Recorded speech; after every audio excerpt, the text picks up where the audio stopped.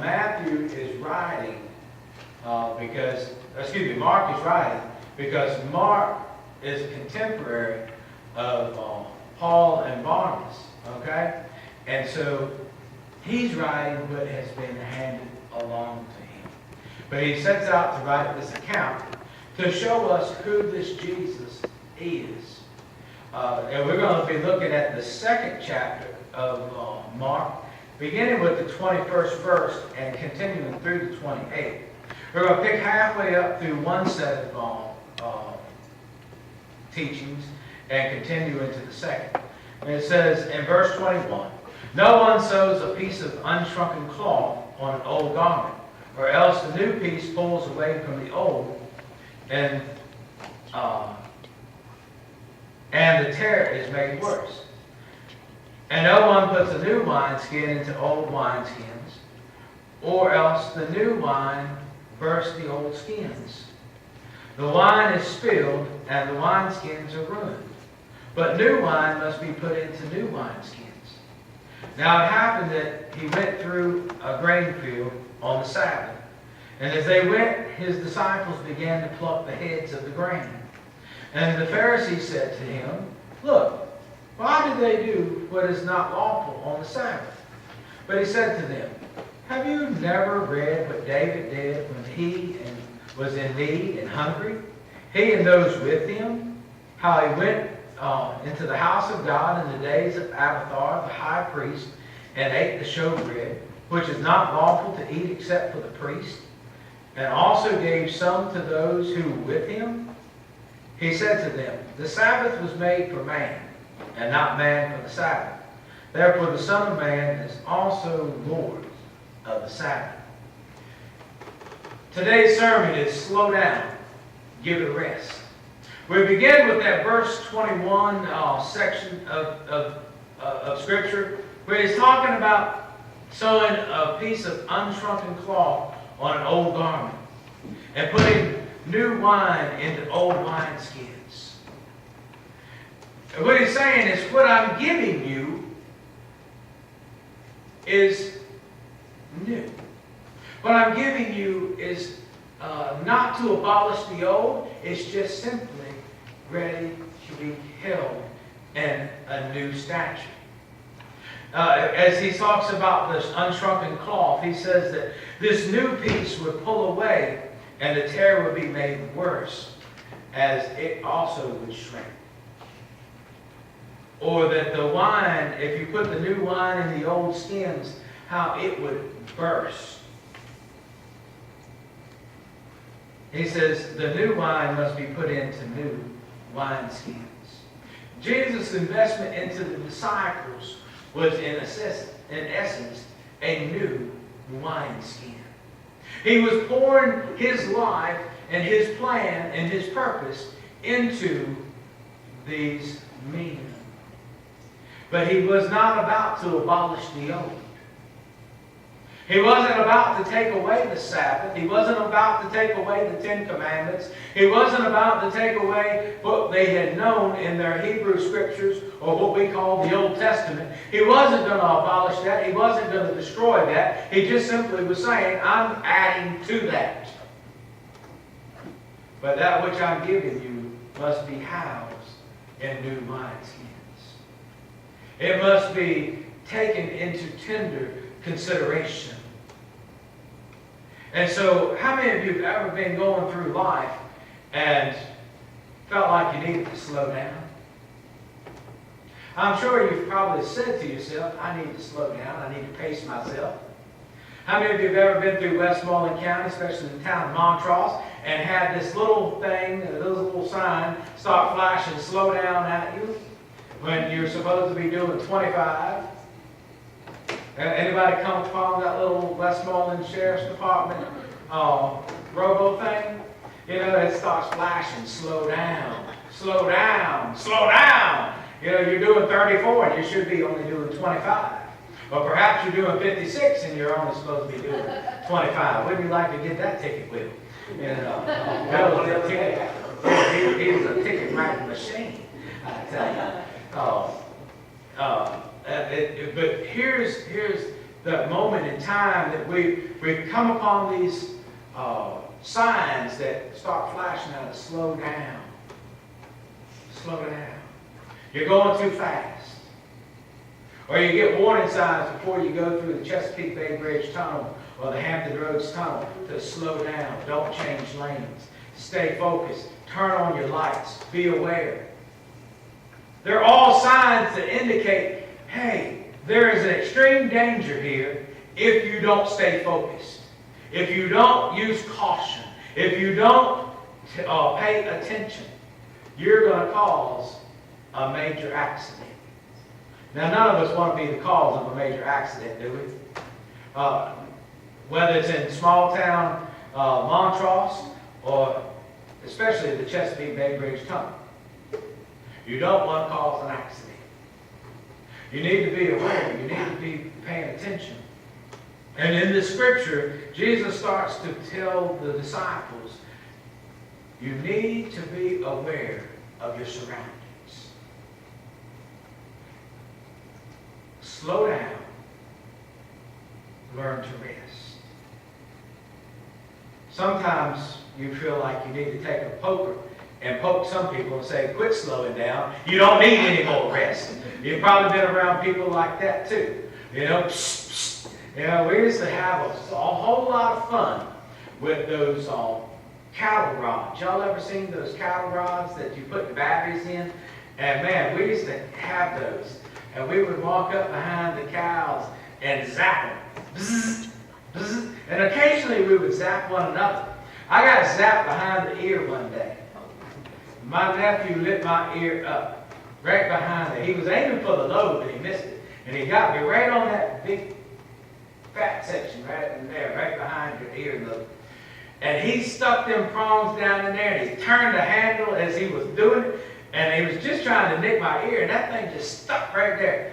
I swore my head had gotten about this big, and then it fizzled on down to nothing. I had never been hit with something like that. But we used to play with these things. Did y'all ever play with them? Oh man, they hurt you. Oh my gosh. If you haven't ever had the experience, come over to my house. I'll show you. You know, maybe the Lord doesn't get one. You know, but those things are something else. But you know, we would prod at the cattle to get them to do what we wanted them to do. You know, whether we wanted to separate them, because my brother-in-law would want to take some to the market and some he would want to keep. And so when you had like 50 or 60 cattle inside of the little herd block, you had to pick which ones he wanted to take to the market. Most time he didn't want to take more than 13 to 15 head at a time down to the market. And so we had to try to get them, you know, turn that one loose, keep this one, turn that one loose, keep this one, turn that one loose. And so you were out there, you were working with the sticks, you were working with the rods, and you were prod them. Yeah, so you were trying to increase their speed. Slow down isn't something that we typically, as humans, adapt well to. We typically are so high-strung, so high-paced, that we really do try to put new wine into old wineskins, don't we? Just to watch things tear and rip and fall apart. Because why? Did y'all ever work for anybody that said there's never enough time to do the job right the first time, but there's always time to go back and do it again? I've worked for so many people like that over my life. You know, they always rush. Get this done, do this. And never time to really think out the process so that you don't have to go back and do it again. Putting this new wine into new wineskins was Jesus' way of saying, pay attention. What I'm giving you means a lot, but you can't put it in the old way.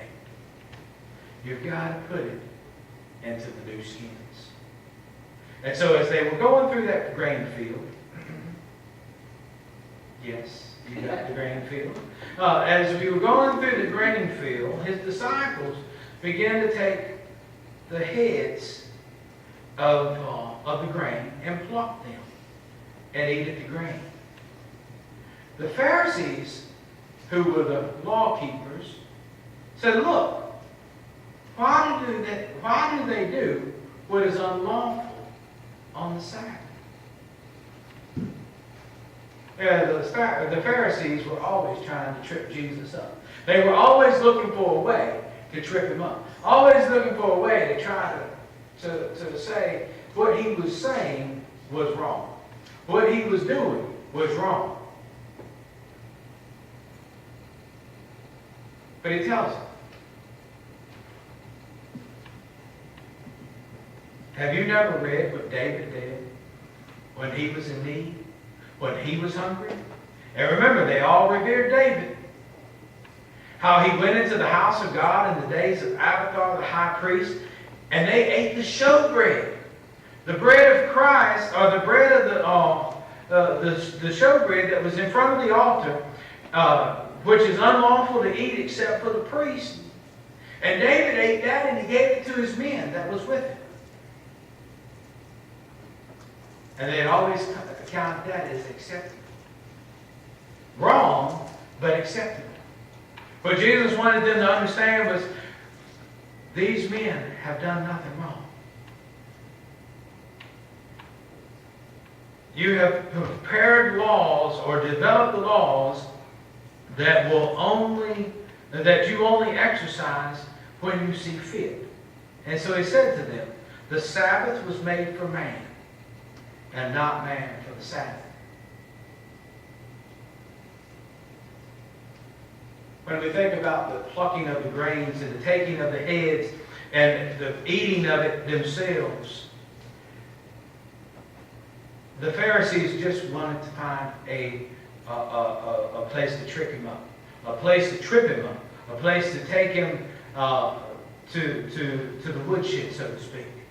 But Jesus' answer was that the Sabbath was made for man and not man for the Sabbath. And so as you look at this habit, and you think about, well, what about that rest? The Sabbath was made for man and not man for the Sabbath. The fact that when the Sabbath was made, God had man at its heart. That we would be able to find the rest that we need. The time to recuperate. Many people have tried to figure out the economics behind Chick-fil-A and Hobby Lobby. How can businesses that thrive be open 6 days a week and do just as well as their counterparts that are open 7 days a week? Well, they might have something to do with God's blessing. The heart of the Cathy family that owns Chick-fil-A. That their employees would at least be given a day to rest and to worship.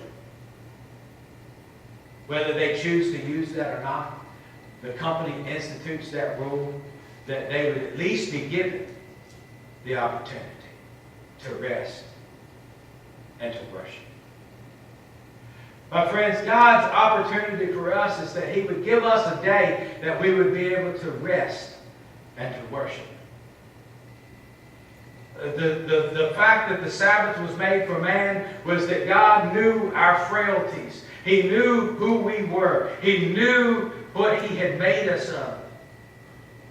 But man was never intended to be made for the Sabbath. In other words, the laws weren't to dictate who we were, but that we were to be able to dictate what the laws were. When we think about slowing down, when we think about taking a moment to rest, most of us live in a very high-paced, techno-savvy world. Whether we participate in it a little or a lot, we all are going all the time. Most of us can't turn off our devices and get away from it, can we? We all can, but we won't. We have a choice in the fact, but we don't always follow the fact. When Duda was sworn in the other day, I stole these words from the sheriff there. When he handed out the badges and the swearing in, he said, "Gentlemen, I hand you something that the switch is automatically turned on and it never turns off." In other words, you have to live this life. You have to live 24/7 this lifestyle. To uphold the law, to keep your head held high, and to live honorably before the citizens of King George and your community. That's not an easy task.